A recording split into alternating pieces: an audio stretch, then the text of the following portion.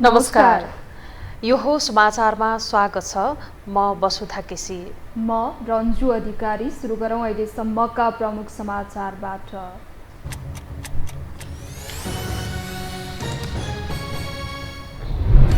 आर्थिक सङ्कट टार्न लचिलो बन्दै राष्ट्र बैङ्कद्वारा मौद्रिक नीति सार्वजनिक। आवासीय घर कर्जा र शेयर बजारलाई राहत, निजी क्षेत्रको भने मिश्रित प्रतिक्रिया।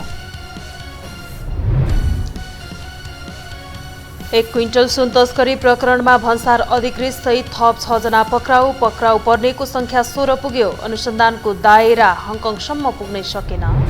कांग्रेस केन्द्रीय कमिटीको बैठकमा शीर्ष नेताहरू बीच नै चर्काचर्की। सभापति र महामन्त्री पक्ष आफ्नो बचाउमा। कानुनी राज्यमा विश्वास गर्ने कांग्रेस नै आरोपी खाँडको पक्षमा। भारतको महाराष्ट्रमा पहिरोमा परि मृत्यु हुनेको संख्या 27 पुग्यो। उच्च गर्मीले ग्रिसको रोड्स टापुको जंगलमा लागेको डढेलो नियन्त्रण बाहिर, हजारौं मानिस विस्थापित। आइसिसी इमर्जिङ टिमसँग उपाधिका लागि पाकिस्तानले भारतलाई दियो 353 रनको विशाल लक्ष्य। ताहिरले दिए आक्रामक 108 रनको सक्रिय योगदान।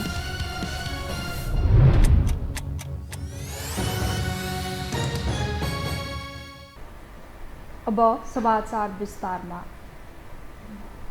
नेपाल राष्ट्र बैंकले चालू आर्थिक वर्ष 2080-81 को मौद्रिक नीति सार्वजनिक गरेको छ। बैंकले नीतिगत दरमा सामान्य लचकता अपनाए पनि शेयर बजार र घर जग्गा कारोबार सम्बन्धी नीतिलाई निरन्तरता दिएको हो।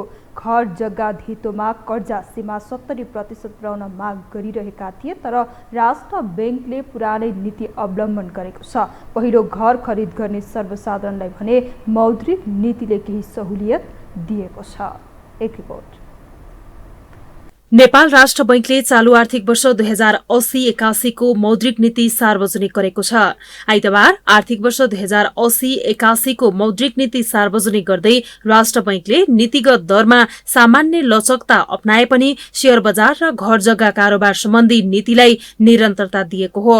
यसअघि अघिल्लो आर्थिक वर्षको मौद्रिक नीतिले घर जग्गा धितोमा कर्जा लिएर फेयर बजार मूल्यको अनुपातमा काठमाडौँ उपत्यकाभित्र बढीमा 30% र अन्यमा 40% सम्म मात्रै लिन पाइने व्यवस्था गरेको थियो।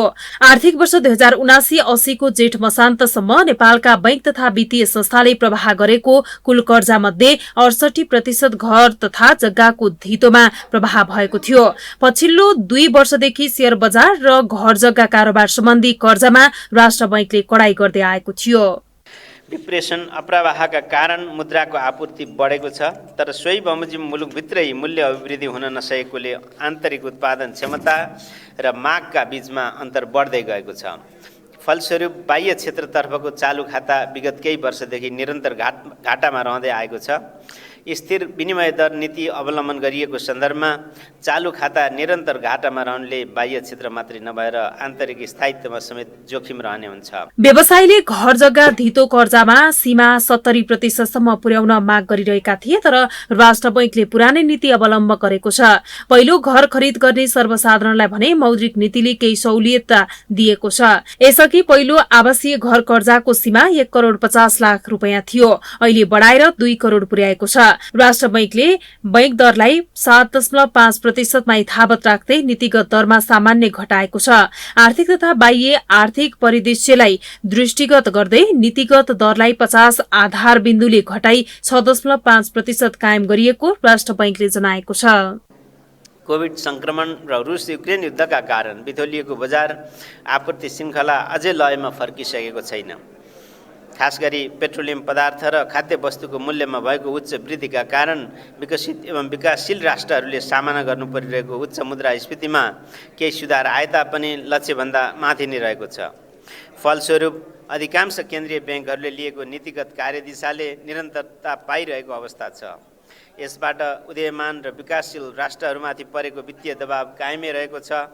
विश्व स्तरमा जारी रहेको नीतिगत कार्यदिशालाई समेत ध्यानमा राखी मौद्रिक नीति तर्जुमा गरिएको छ। यस्तै राष्ट्र बैंकले चालू वर्षको मौद्रिक नीतिले अनिवार्य नगद मौजात 4%, 12% रहेको वैधानिकता तरलता अनुपातलाई यथावत राखेको छ।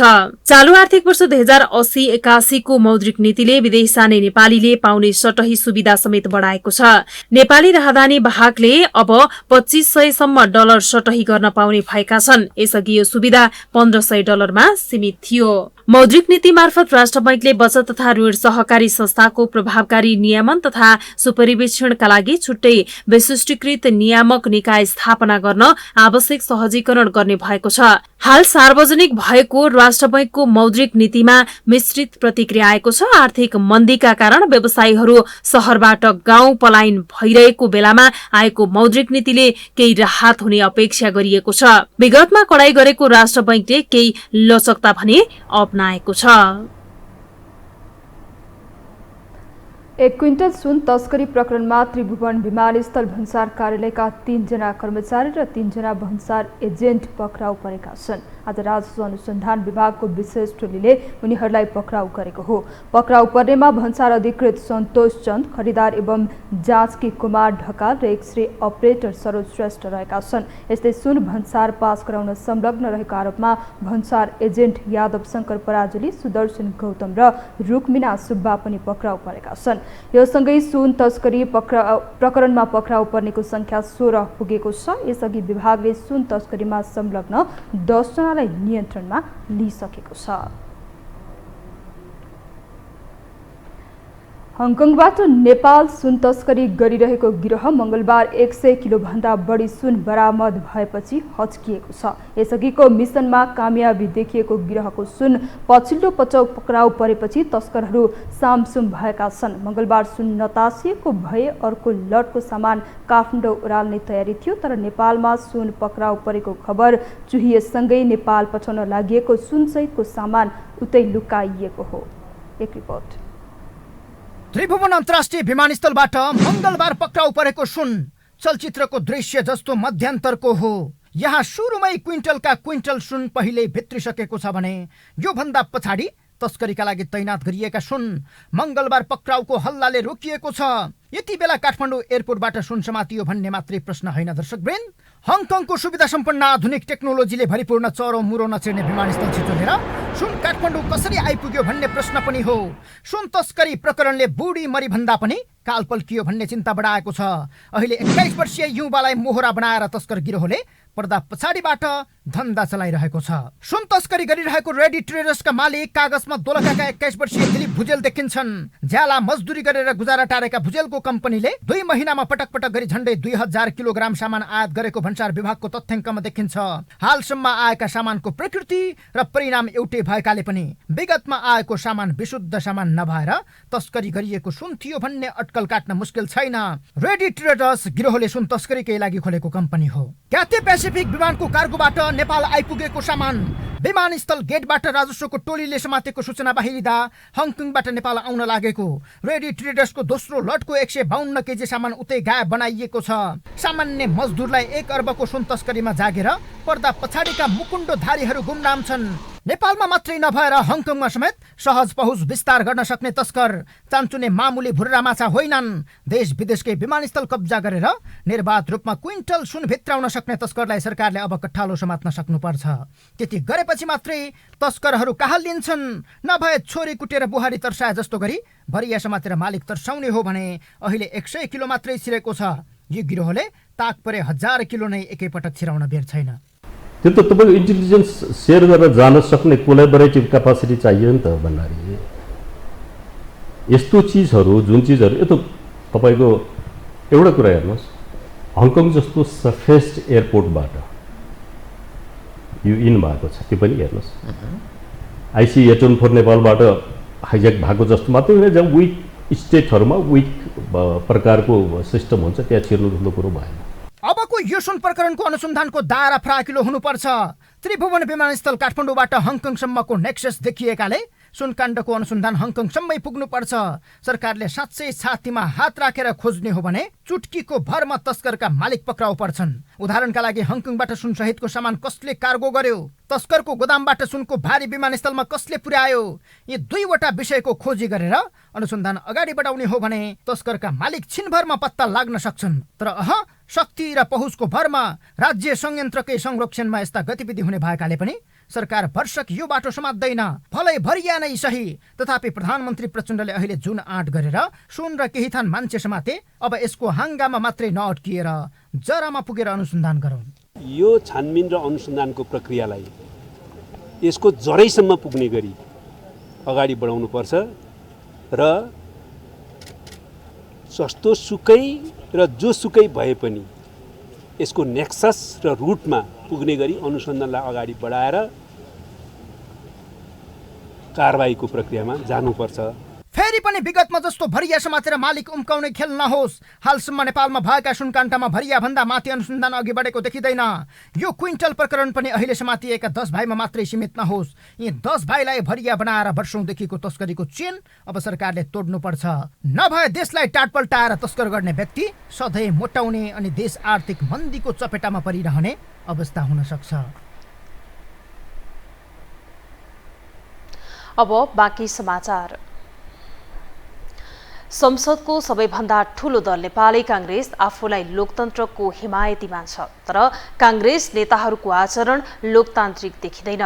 लोकतान्त्रिक मुख्य मान्यतामाथि नै प्रश्न उठ्ने गरी कांग्रेस नेताहरू अभिव्यक्ति दिन पछि पर्दैनन्। एक रिपोर्ट। नक्कली भुटानी शरणार्थी प्रकरणमा सत्तारूढ दलकै प्रभावशाली नेता पूर्व गृहमन्त्री बालकृष्ण खाँड पक्राउ परेपछि नेपाली राजनीतिमा हलचलको स्थिति बन्यो। कांग्रेस नेताहरूले सभापति शेरबहादुर देउवालाई चर्को दबाव मात्रै दिएनन्, सार्वजनिक रूपमै प्रतिरक्षामा उत्रिए। आफ्नै विश्वासपात्र खाँड पक्राउको देउवाले न विरोध गर्ने स्थिति रह्यो न त समर्थन नै। यद्यपि देउवा मौन भएको अहिलेको अवस्थामा कि त सत्ता कि त बालकृष्णलाई रोज्नुपर्ने भन्दै बैठकमै आवाज उठेको छ। देउवाले अहिलेसम्म खाँड प्रकरणमा मुख खोलिसकेका छैनन्, तर नेताहरूले खाँड पक्राउको विषयलाई केन्द्रीय समितिमै प्रवेश मात्र गराएनन् कि देउवा समूहका नेता महामन्त्रीहरूमाथि आगो उकलिरहेका छन्। कांग्रेस नेता अर्जुन नरसिंह केसीले ललिता निवास र नक्कली भुटानी शरणार्थी प्रकरणलाई इंकित गर्दै नेतृत्वले भ्रष्टाचारीलाई काँध हाले आगामी निर्वाचनमा पत्ता साफ हुने चेतावनी दिए। यो भुटानी शरणार्थीको केस होस्, सायद चाहिँ यो बालहटारका केस हुन्, यी सम्पूर्ण केसमा सशक्त रूपले कांग्रेस चाहिँ भ्रष्टाचार विरोधको अभियान, त्यसको अर्थ हाम्रो भावनात्मक सम्बन्ध जोसँग छ, जो साथीहरू छन् उनीहरूको संरक्षित होस् भन्ने हाम्रो भावना हो। तर भ्रष्टाचार विरोधको अभियानलाई सशक्त रूपबाट हामीले लिएर जान सकेनौँ भने हामी अर्कोचोटि जनताको बीचबाट बरारिन्छौँ भन्ने कुरा चाहिँ नि समयमा बुझ्न सक्यो भने राम्रो हुन्छ। त्यसो त खाँडको विषयमा पनि कांग्रेसमा दुई थरी तर्क छ। संस्थापन पक्षले खाँडको बचाउ गरिरहँदा शेखर कोइराला, गगन थापा पक्ष भने केन्द्रीय सदस्यबाटै हटाउनु पर्ने पक्षमा छन्। आफूलाई लोकतन्त्रको हिमायती र कानुनी राज्यको वकालत गर्ने कांग्रेस बैठकमा पनि तरुण नेताको शैलीमा वरिष्ठ नेता दाबी गरिरहेका देउवा पक्षको गोपालमान श्रेष्ठले खाँडलाई बचाउन सकिने अवस्था रहँदा रहँदै पार्टीले किन बचाएन भन्दै अदालतको विषयमै प्रवेश गरी प्रश्न उठाए, जुन प्रश्नले कांग्रेस आफै उदाङ्गो भएको छ। एउटा साथी पूर्वपक्षमा थुनिएको छ, उनलाई के भने मौकैमा पनि मद्दत सकिन्थ्यो, त्यहाँ पुग्न रोक्न पनि सकिन्थ्यो होला, त्यो किन रोकियो? भ्रष्टाचारीलाई बुई बोक्ने कांग्रेस नेताहरूको यस्ता भनाइले आम जनतामा सकारात्मक सन्देश गएको छैन। तरुण पृष्ठभूमिबाट उदाएका खाँडको बचाउमा अहिले उनकै पदचाप पछ्याएकाहरू गृहमन्त्रीले निशाना बनाएको भन्दै खुलेरै बचाउमा उत्रिएका छन्। यसले पार्टीभित्र र बाहिर बदनाम हुने बाहेक अरू केही गर्ने छैन। तर कांग्रेस नेताहरूलाई यसको मतलब छैन, बरु उनीहरू खाँडलाई जेल पठाएको भन्दै गृहमन्त्री नारायण काजी श्रेष्ठको राजीनामा माग्न अघि सरेका छन्। जबसम्म यो केस छानबिन नारायण काजी श्रेष्ठ गृहमन्त्रीले राजीनामा उहाँले दिनुहुन्न, किनकि यसको पूर्ण रूपमा समन्वय र गृहमन्त्री बाहेक अरूले यो गर्न सक्दैन। र यसैले उहाँले राजीनामा दिएर र यो केसलाई छानबिन हुनुपर्छ भन्ने यो तरुण दलले व्यापक रूपमा माग उठाउनेछ। कांग्रेसले भ्रष्टाचार विरुद्ध शून्य सहनशीलताको नीति अवलम्बन गरेको छ, तर आफै सहभागी सरकारले नक्कली भुटानी प्रकरणको फाइल खोल्दा नेता जेल परेपछि भात खाउँ कि थाल खाउँ भन्ने स्थिति बनेको छ। राजनीतिक संरक्षणमा दोषीले उन्मुक्ति पाउँदै आएको भन्दै जनआक्रोश सुलिएको छ। अदालतको आदेशबाट थुनामा रहेका खाँडको पक्षमा कांग्रेस नेताहरूले दिएको अभिव्यक्तिले स्वयं कांग्रेसमाथि नै प्रश्न खडा गरेको छ। यो हो टेलिभिजनका लागि पासाङ शेर्पा, काठमाडौँ। कमजोर धरातलमा सत्ताको नेतृत्वमा पुगेर काण्डहरूका फाइल खोल्दै विपक्षीमाथि प्रहार गर्दै आएका प्रधानमन्त्री प्रचण्ड प्रतिपक्षकै कारण बलियो बन्दै गएका छन्। जहाँ काण्ड कोट्याउने र राजनीति अस्त्रमा प्रयोग गर्ने सरकारको रणनीतिकै कारण कुनै प्रकरण जरैसम्म अनुसन्धान हुने अवस्था समेत छैन। तर विपक्षीहरू भने आफै पछि पर्ने र ब्याक हुनुपर्नेमा मुद्दामै रमाउँदा प्रचण्डलाई चिट्ठा पर्दै गएको छ। एक रिपोर्ट। सन्तुलनको राजनीति गर्ने रणनीतिमा रहेका प्रधानमन्त्री पुष्पकमल दाहाल प्रचण्डलाई ठूलो दल कांग्रेस काखको बाघ जस्तै बनेको थियो। गुटगत राजनीतिको प्रभावले सरकार विस्तारमै सकस भोगिरहेका उनलाई प्रतिपक्षी एमाले त यसै पनि दपेट्ने नै भयो। फलत नक्कली भुटानी शरणार्थी प्रकरण खोलेका उनले दुवै दललाई हैसियत देखाइदिए। इतिहासमै भिआइपीहरू जेलको हावा खाएपछि आम सर्वसाधारण समेत यसमा खुसी हुने नै भए। तर अझै प्रश्न छ, अपेक्षित ठूला माछा किन समातिएनन्? लगत्तै बजेट नै फेल गराएर सत्ता नै उल्ट्याउने रणनीतिमा एमाले अघि बढ्दा सत्ता घटक दलहरूले समेत यही बाटो रोजे। जेसुकै भए पनि आफ्नै हातमा सत्ता आउनेमा पक्का रहेका कांग्रेस सभापति शेरबहादुर देउवा चुप बस्दा एमाले कांग्रेस मिलनको चर्चा नै चल्यो। सत्ता गठबन्धनमै समाजवादी मोर्चा बनाएर दबाव बढाएको भन्दै प्रचण्ड विरुद्ध देउवा उचाल्नेहरू समेत थिए। तर ललिता निवास जग्गा प्रकरणले माहौल नै परिवर्तन गरिदियो। उपाध्यक्षसम्मै तारो बन्ने डरले एमाले केही नरम भयो भने माधव कुमार नेपालको त सातो नै उड्यो। यद्यपि त्यही फाइलको तार भने निर्णय गर्नेसम्म पुगेन। बरु फाइल बोक्नेलाई भित्र हुल्ने र छोरी कुटेर बुहारी तर्साउने खेलमा सरकार छ। तर यही बीचमा पटक पटक संसद अवरुद्ध गरेको र प्रचण्डलाई र्याखर्याक्तिकै अवस्था पारेको एमाले र प्रतिपक्ष आफै ब्याग भए। जहाँ भारतीय मूलका व्यापारी प्रीतम सिंहले प्रधानमन्त्री बनाउन गरेको दौडधुपको प्रशंसा गरेपछि प्रधानमन्त्रीको राजीनामा नै मागियो। त्यसलाई समेत मिटर ब्याज पीडितलाई न्याय दिन ल्याउन लागेको कानुनलाई रोकेको भाष्य निर्माण गरेका उनी एमाले माथि हावी भए। बरु त्यही आडमा राजनीतिक क्रियाकलापका नाममा अपराधीलाई समेत छुट दिने कानुन पास गराएका उनले तत्कालकै लागि समेत नेत्रविक्रम चन्दका कार्यकर्ता छोड्ने आधार पाएका छन्, जसले काण्ड कोट्याउने, ठुलाम नेतालाई जेल हाल्ने कि आफू अनुकूलको वातावरण बनाउने रणनीतिमै प्रचण्ड व्यस्त छन्, जसलाई माओवादी नेताहरूले भने सुशासनका लागि अन्तिम लडाईँका रूपमा व्याख्या गरिरहेका छन्। पहिला जति प्रधानमन्त्री, गृहमन्त्री, अर्थमन्त्री मिलिजुली गरेर के गरेर आएर यो चाहिने जस्ता किसिमका तस्करहरूसँग मिलेर काम कारबाही गरिएकाहरूले अहिले पनि त्यही भएको होला कि भन्ने आशंका पैदा गरेर जुन खालको चाहिँ भ्रम सिर्जना गर्न खोजिरहेका छन्, त्यो सम्भव छैन। अहिले चाहिँ नि तस्करहरूलाई, भ्रष्टाचारीहरूलाई निर्मूल पार्नको निम्ति सम्माननीय प्रधानमन्त्रीजीले जसरी आफ्नो कदमलाई अगाडि बढाउनु भएको छ, यो एकदम चाहिँ स्वागतयोग्य कुरा हो। यबाट मान्छेहरू कति आत्तिलिएका छन्। अब हेर्नुहोस्, यो कुरा चाहिँ नि जरैदेखि टुप्पीसम्म आउनेवाला छ। छानबिन सुन तस्करीको विषयलाई अब यसको छानबिनको दायरा कुन कुन नेता कहाँ पुग्छ हामी हेर्दै जाउँ। यो उजागर हुँदै जान्छ। यसबाट अत्तालिनेहरूले अहिले चाहिँ अनावश्यक चाहिँ विरोध गरिदिएका मात्रै हो। अझ गजब त के छ भने नक्कली भुटानी शरणार्थी र ललिता निवासबाट डामिएका कांग्रेस एमाले सुन काण्डमा माओवादीमाथि प्रतिशोध साध्ने आशामा थिए। हुन पनि यसअघि इलेक्ट्रिक चुरोटमा लुकाएर सुन तस्करी गरेको काण्डमा माओवादीकै नेता पूर्व सभामुख कृष्णबहादुर महरा र उनका छोरा मुछिए। तर त्यसमा अनुसन्धान अघि नबढेको तरोताजा दृश्यमा 100 केजी सुन तस्करी समेत विमानस्थलबाट बाहिरिएको थियो, जसलाई मुद्दा बनाएका एमाले नेताहरूले गृहमन्त्रीको राजीनामा नै मागे। त्यसअघि पनि नारायण काजी बढी हुँदै गएको बुझाइमा रहेका कांग्रेसकै केही र एमालेका नेताहरूले यो प्रकरणमा गृहमन्त्रीको संलग्नतासम्मकै भाष्य निर्माणमा लागि परेका थिए। जहाँ प्रतिपक्षमै रहेको राष्ट्रिय स्वतन्त्र पार्टीले साथ नदिँदा यसमा प्रहरीको कुनै हात नै नहुने तथ्य समेत बाहिरियो। त्यस्तै पक्राउ समेत प्रधानमन्त्री मातहतकै राजस्व अनुसन्धान विभागले गरेको भन्दै माओवादीले यसको प्रतिरक्षा गरेको थियो। फलत फेरि एकचोटि राजीनामै चाहिने माग गर्नेहरू पछाडि फर्किन बाध्य हुँदा सरकारले भने यसलाई समेत ठूलो सफलताको मुद्दा बनाउन लागि परेको छ। अर्थात् आफू विरुद्ध प्रयोग भएको अस्त्रले सत्ता पक्षकै तर्फ माहौल बन्दा प्रतिपक्षकै निद हराम भएको हो। बालुटार अलिकति उठाउने बित्तिकै चाहिँ नि माधव नेपाल खतला खोज्नु भयो होइन। अब त्यस्तै चाहिँ नि अब शेरबहादुर मेरो श्रीमतीलाई लगिदेला भनेर चाहिँ त्राइमाम भएर बस्छ, जे भन्यो त्यही गर्छ है।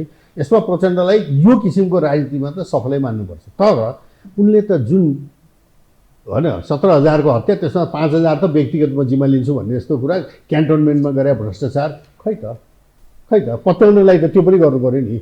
यिनले खालि अर्का आफ्नो विपक्षीलाई खुइलाउनु मात्रै यो गरे भन्ने चाहिँ नि होइन भने म त त्यही देख्दछु पहिलो कुरो त है।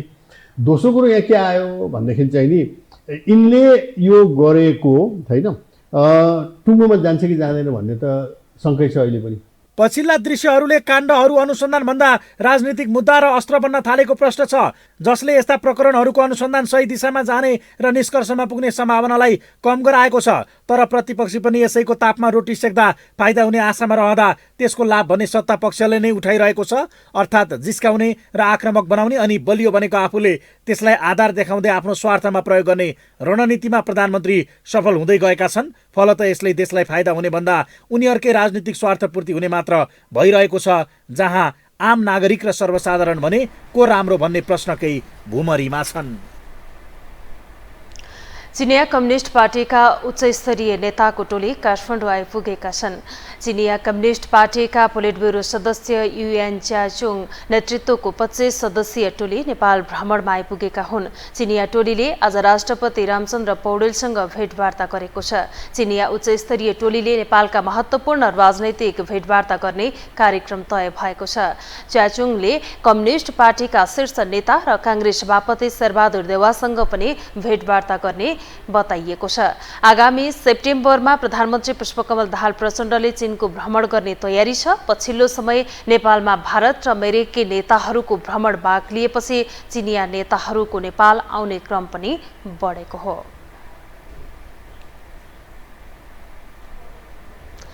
हामीसँग समाचार बाँकी नै छन्, अहिलेलाई विश्राम।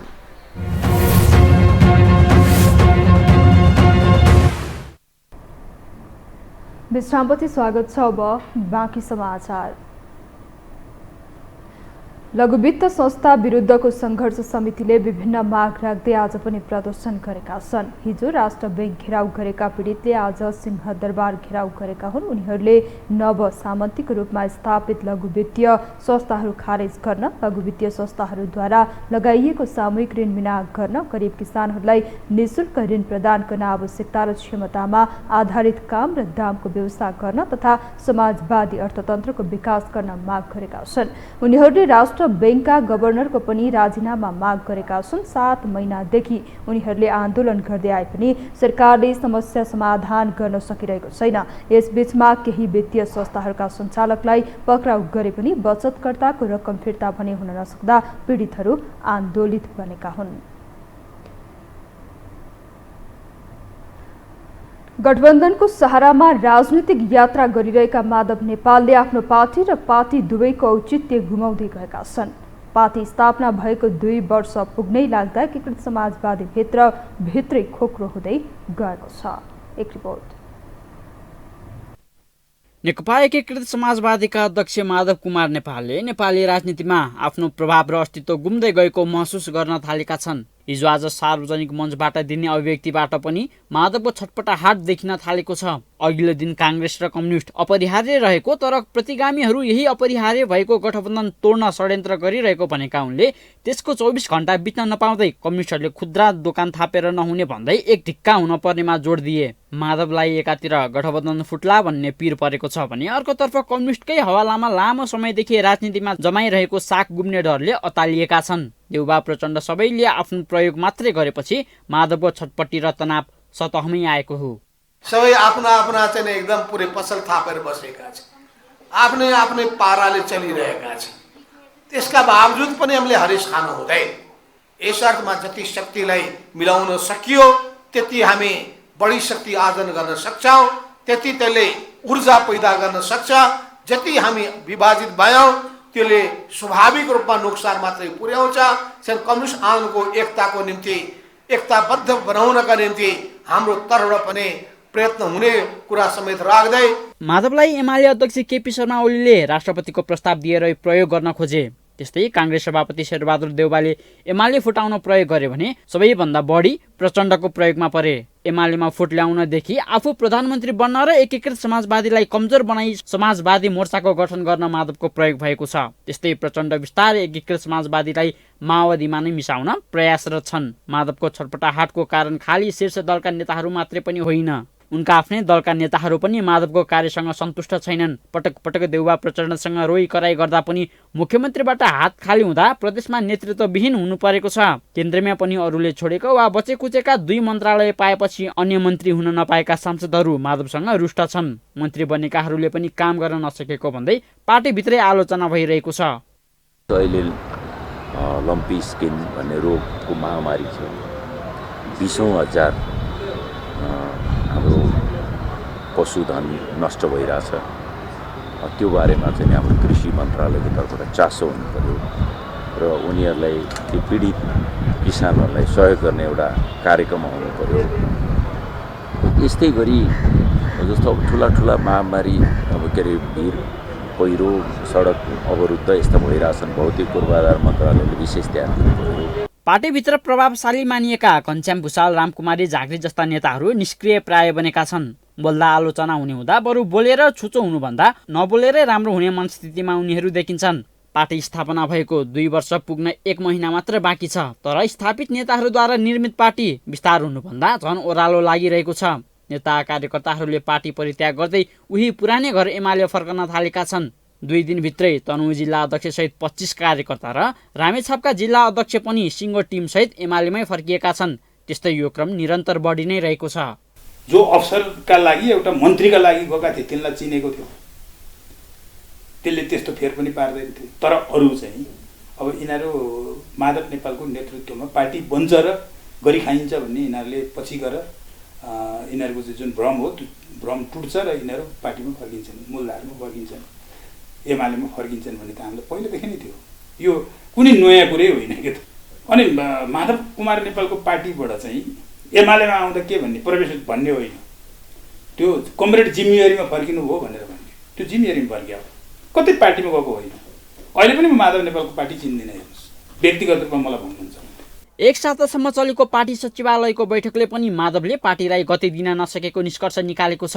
पार्टीभित्रैका नेताहरूमा असन्तुष्ट बढ्दै जाँदा माधव आफैलाई पनि ललिता निवास प्रकरण टाउको दुखाइको विषय बन्दै गएको छ। आफ्नो पालामा प्रधानमन्त्री क्वार्टर विस्तारमा मात्रै अनुमति दिएको बयान दिँदै आएका माधवकै पालामा 18 फुटे चौडा बाटो निर्माण भएको पनि खुल्न आएको छ, जसले गर्दा उनलाई स्पष्टीकरण दिँदैमा हैरानी खेप्नु परेको छ। शीर्ष नेतादेखि आफ्नै दलका नेता र देशमा घटित राजनीतिक गतिविधिले पनि एकीकृत समाजवादीका अध्यक्ष माधव तनावको शिकार बनेका छन्।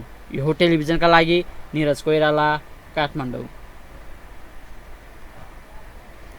अब बाँकी समाचार।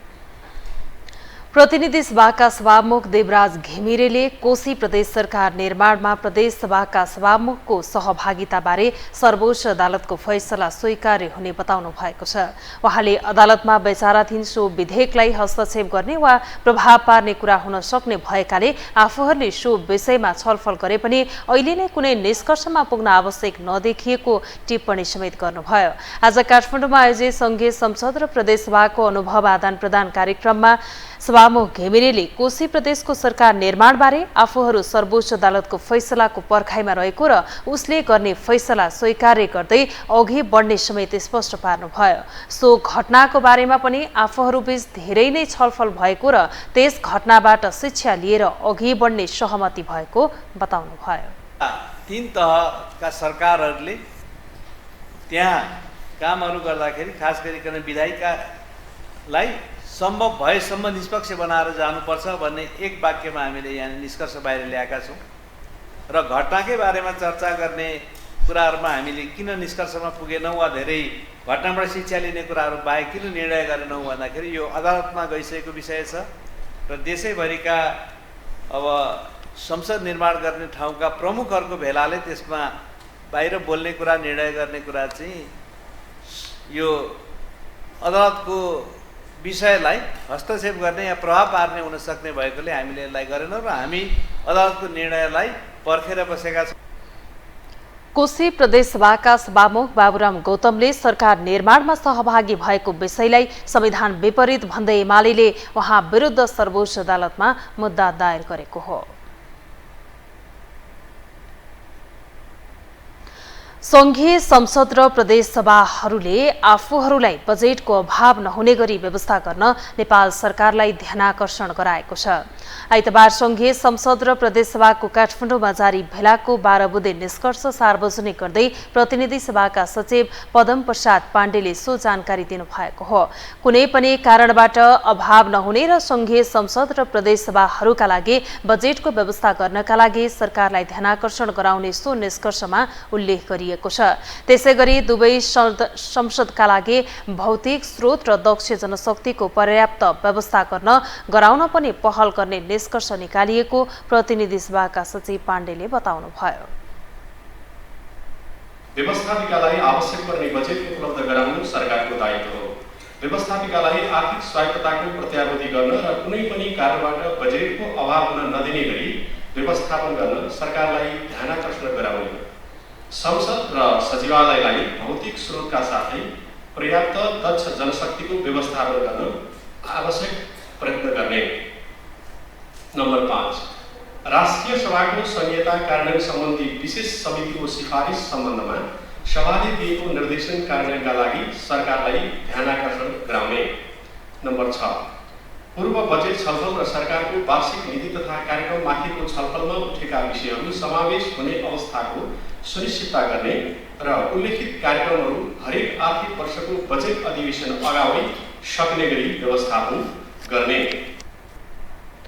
भेलाले संसदको अधिवेशन आह्वान, अन्त्य लगायतका सरकारी कार्यसूचीमा रहने विषयहरूको सम्बन्धमा सभाध्यक्षसँग परामर्श गर्ने पद्धतिको अवलम्बन गर्नुपर्नेमा सचेत गराएको थियो। अछाममा मलामी बोकेको ट्र्याक्टर दुर्घटनामा परेको छ। दुर्घटनामा एकजनाको मृत्यु भएको छ भने 33 जना घाइते भएका छन्। पञ्चल देवल विनायक नगरपालिकाको कालेका स्थान नजिकै मलामी बोकेर घाटतिर जाँदै गरेको भे1 त 6756 नम्बरको ट्र्याक्टर दुर्घटना हुँदा एकजनाको घटनास्थलमै मृत्यु भएको छ। मृत्यु हुनेमा पञ्चदेवल विनायक नगरपालिका 6 का 24 वर्षीय दीर्घ विक रहेको प्रहरीले जनाएको छ। घाइते सबैको जिल्ला अस्पताल अछाममा उपचार भइरहेको छ।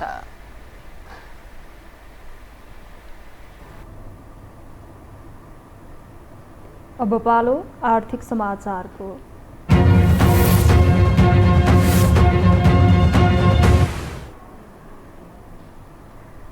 मौद्रिक नीति 2080-81लाई शेयर बजारले स्वागत गरेको छ। मौद्रिक नीति सार्वजनिक भएको दिन आज शेयर बजार 63.24 अङ्कले बढेर 2227.16 बिन्दुमा उक्लिएको छ।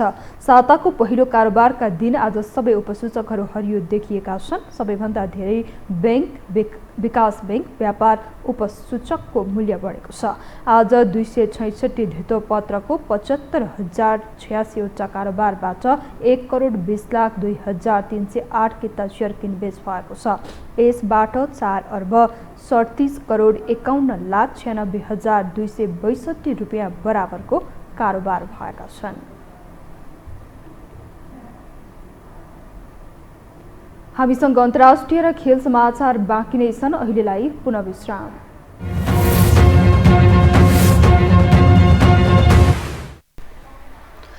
विश्रामपछि स्वागत छ। अब पालो अन्तर्राष्ट्रिय समाचारको।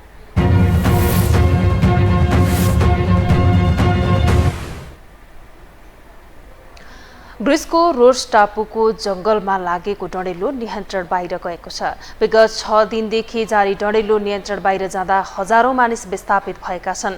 ग्रिसको रोड्स टापुमा होटलहरूमा रहेका पर्यटकहरूसहित 3500 जनालाई सुरक्षित स्थानमा सारिएको छ। हाल उच्च तापमान भएसँगै तातो हावाले ग्रिसको 60वटा भन्दा बढी जंगलमा एकसाथ डढेलो लाग्दा नियन्त्रण गर्न कठिनाई भएको अन्तर्राष्ट्रिय सञ्चार माध्यमहरूले जनाएका छन्। डढेलो नियन्त्रणका लागि हेलिकप्टर र 100 भन्दा बढी अग्नि नियन्त्रकहरू परिचालन गरिएका छन्। जारी उच्च तापमानले ग्रिसको जनजीवन अस्तव्यस्त बनेको छ। त्यहाँको तापक्रम हाल 40 डिग्री सेल्सियस माथि पुगेको छ, जुन 50 वर्ष यताकै उच्च हो।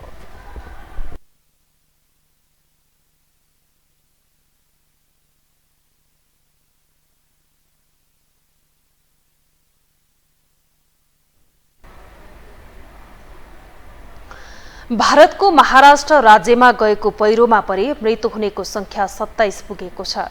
पहिरोमा परि अरु 60 जना बेपत्ता भएको भारतीय सञ्चार माध्यमहरूले जनाएका छन्। मुम्बईबाट करिब 100 किलोमिटर टाढा अवस्थित रायगढ जिल्लाको एउटा गाउँमा भारी वर्षासँगै खसेको पहिरोमा परि ज्यान गुमाउनेको संख्या 27 पुगेको उद्धारकर्मीहरूले बताएका छन्। उक्त क्षेत्रमा अविरल वर्षा भइरहेकाले खोजीलाई चुनौतीपूर्ण बनाएको छ। जिल्ला अधिकारी मेहसले खोजी तथा उद्धारको चौथो दिनमा प्रवेश गरेको र जीवित भेटिनेमा आफू आशावादी नभएको प्रतिक्रिया दिएका छन्।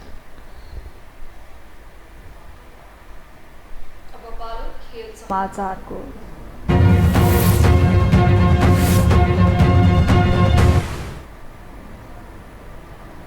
एससीसी मेन्स इमर्जिङ एसिया कपको उपाधि जित्न भारत एले पाकिस्तान एबाट 353 रनको लक्ष्य पाएको छ। श्रीलङ्काको राजधानी कोलम्बोमा रहेको आर प्रेमादास क्रिकेट स्टेडियममा टस हारेर पहिलो ब्याटिङ गरेको पाकिस्तानीले निर्धारित 50 ओभरमा 8 विकेट गुमाएर 352 रन बनायो। पाकिस्तान एका लागि तैयब ताहिरले 71 बलमा 12 चौका र 4 छक्काको सहयोगमा 108 रनको शतकीय इनिङ खेले। लिस्ट एमा चौथो शतक ताहिरले 66 बलमा पूरा गरेका थिए। पाकिस्तान एले पहिलो सेमिफाइनल खेलमा घरेलु टोली श्रीलङ्का एलाई 60 रनले हराउँदै फाइनलमा स्थान बनाएको हो। भारतले दोस्रो सेमिफाइनल खेलमा बङ्गलादेश एलाई 51 रनले हराउँदै फाइनलमा स्थान बनाएको हो। समूह चरणको खेलमा भने भारतले पाकिस्तानलाई 8 विकेटले पराजित गरेको थियो। प्रतियोगितामा सहभागी नेपाल भने समूह चरणबाटै बाहिरिएको थियो। यससँगै हामी यो समाचारको अन्त्यमा आइपुगेका छौँ। बिदा हुनु अघि प्रमुख समाचार पुनः एकपटक।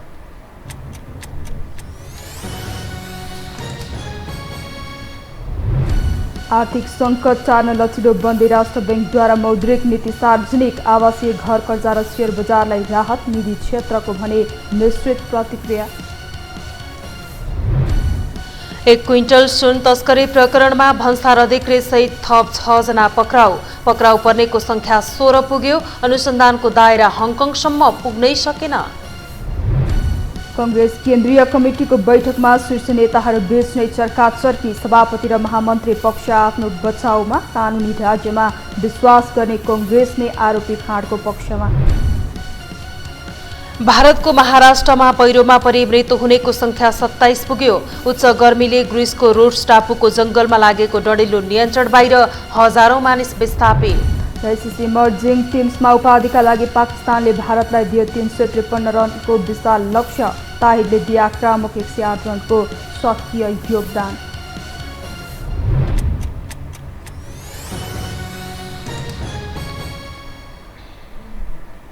हौस् त यो समाचार सकियो। समाचार बुलेटिनका साथै यो टेलिभिजनका सम्पूर्ण कार्यक्रम यो टेलिभिजन.com, यो खबर.com, युट्युब र फेसबुकमा पनि पढ्न र हेर्न सक्नुहुनेछ। मोबाइलमा यो टिभी एप डाउनलोड गरी हामीलाई प्रत्यक्ष हेर्न सक्नुहुनेछ। तथ्य सहितको निष्पक्ष समाचार तथा मनोरञ्जनका लागि हेर्दै रहनुहोला यो टेलिभिजन। नमस्कार।